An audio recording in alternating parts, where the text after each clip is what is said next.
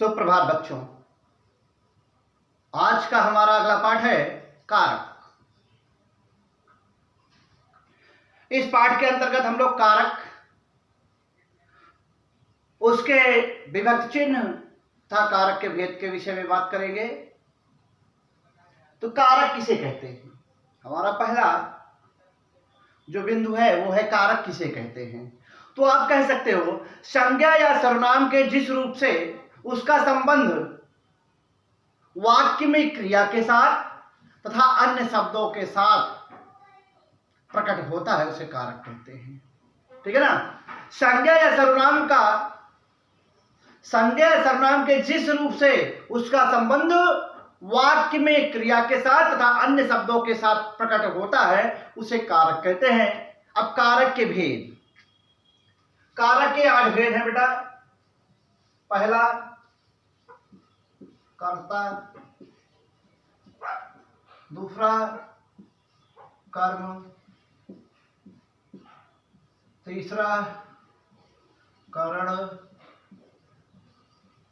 चौथा संप्रदान,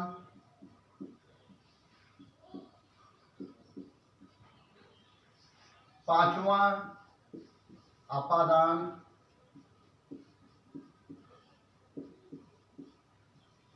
छठा संबंध,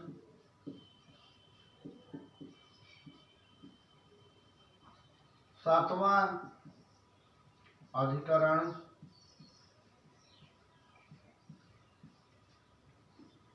और लास्ट 8वां संबोधन।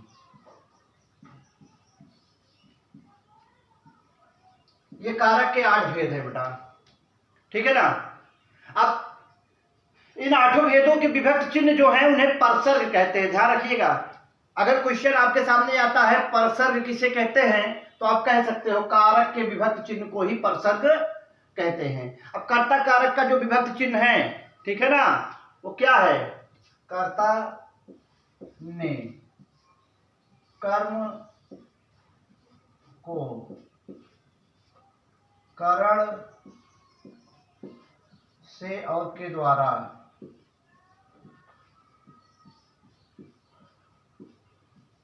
ध्यान दीजिएगा संप्रदान के लिए अपादान से अलग होना।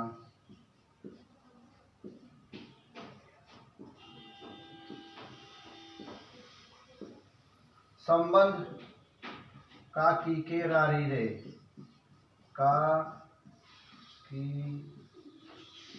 के रारी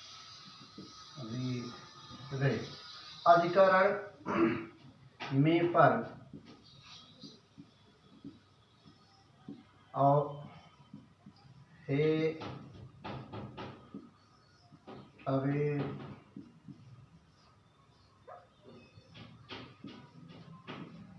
तो आदि। ठीक है ना। तो आप कह सकते हो ये कारक के 8 भेद हैं बेटा और ये उनके विभक्त चिन्ह हैं। अब पहला हमारा जो कारक है वो क्या है? कर्ता कारक। चलिए कर्ता कारक के विषय में जानते हैं। तो संज्ञा या सर्वनाम के जिस रूप से क्रिया के करने वाले का पता चलता है कि क्रिया किसके द्वारा की गई, काम को करने वाला, क्रिया को करने वाला कौन है, उसका पता चलता है, उसे कर्ता कारक कहते हैं। तो संज्ञा या सर्वनाम के जिस रूप से क्रिया को करने वाले का पता चलता है या क्रिया के करने वाले का बोध होता है उसे कर्ता कारक कहते हैं। जैसे राधा ने नृत्य किया, एक एग्जांपल ले लो। राधा ने नृत्य किया। देखिए अब यहां पे आपको विभक्त चिन्ह भी मिल गया, पता चल जा रहा है कि कार्य को किसने किया, नृत्य जो हमारा क्रिया है वो किसके द्वारा किया गया, राधा के द्वारा। तो यहाँ हमारा कौन सा कारक है? कर्ता कारक है। ठीक है ना। आगे बढ़ते हैं दूसरा कर्म कारक की तरफ। कभी कभी देखना बेटा, बच्चा हंसता है तो हंसना भी क्रिया हो रहा है, लेकिन यहाँ पे ने नहीं है, तो ध्यान रखना। तो आप ने नहीं ढूंढना, तो आपको देखना है क्रिया किसके द्वारा की गई, बच्चे द्वारा किया जा रहा है ना, हंसा जा रहा है, तो वहां पे कर्ता कारक क्या हो गया, बच्चा हो गया। ध्यान रखना, इस चीज को आप कंफ्यूज मत होना है आप लोग, ठीक है ना, नहीं बच्चे से बहुत कंफ्यूज होते हैं। अब पहचान, अब कर्ता कारक को पहचानने का सिंपल सा नियम है, वाक्य के साथ कौन तथा किसको, कौन तथा किसने, सॉरी कौन तथा किसने लगाकर प्रश्न करने से कर्ता कारक का पता चलता है। जैसे आपने कहा राधा ने नृत्य किया, किसने नृत्य किया, राधा ने, हमारा आंसर आ रहा है राधा ने, तो हमारा कर्ता कारक हो गया, ठीक है ना। अब कर्म कारक, तो वाक्य में क्रिया का फल जिस संज्ञा या सर्वनाम शब्द पर पड़ता है उसे कर्म कारक कहते हैं। वाक्य में क्रिया का फल जिस संज्ञा या सर्वनाम पर पड़ता है उसे कर्म कारक कहते हैं। जैसे आपने कहा दादाजी ने रजनी को पुस्तकें दी, अब पुस्तक किसको दी जा रही है, रजनी को, पुस्तक किसको दी जा रही है, रजनी को दी जा रही है बेटा, तो यहाँ कौन सा कारक है, कर्म कारक है, को आपको मिल भी रहा है, ध्यान दीजिएगा। अब कर्म कारक को पहचानने का नियम, वाक्य के साथ क्या तथा किसको लगाकर प्रश्न करने से जो उत्तर मिलता है वो कर्म कारक होता है। तो दादाजी ने किसको पुस्तक दी, दादाजी ने रजनी को पुस्तक दी, तो यहाँ पे रजनी को हमारा क्या हो गया, कर्म कारक है, ठीक है ना।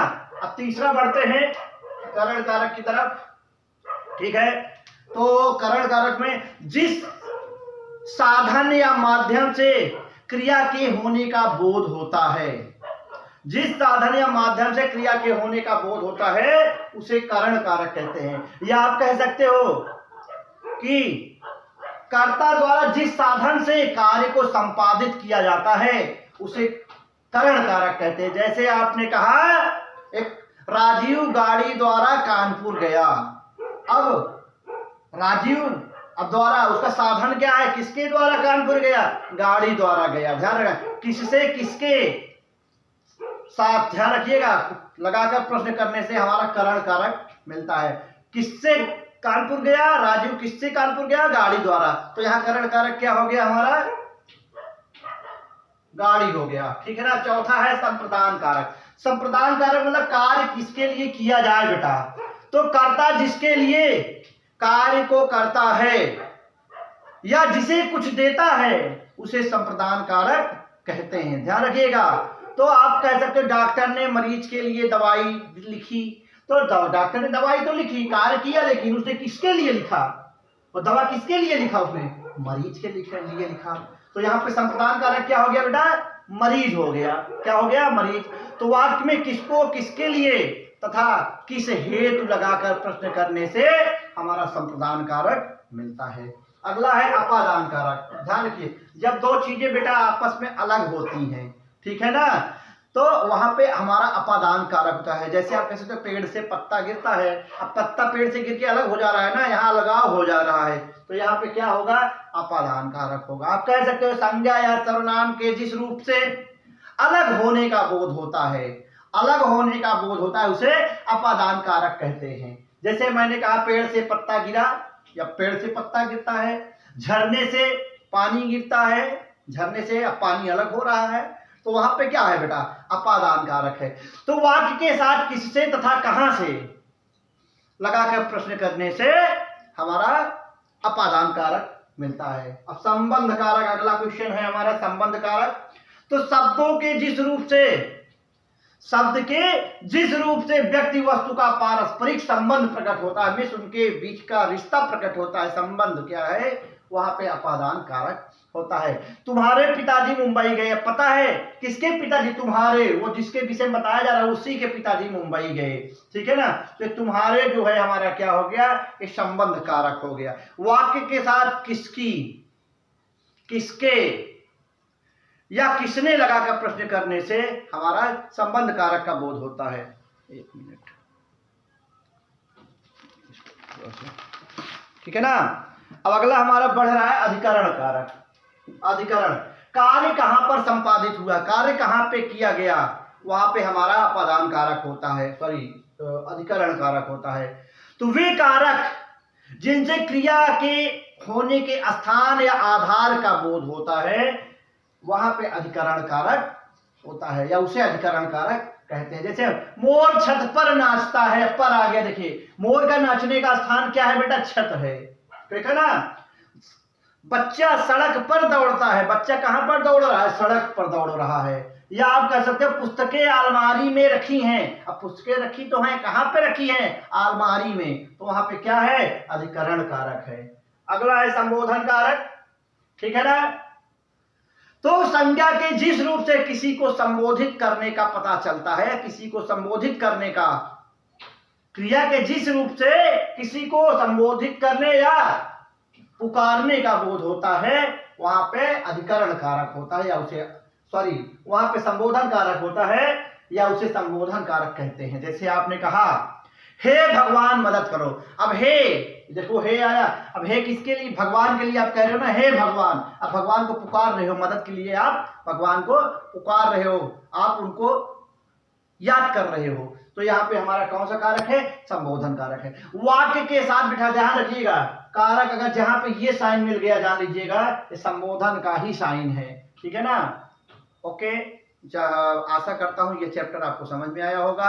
अगले चैप्टर के साथ फिर मिलेंगे, तब तक के लिए धन्यवाद।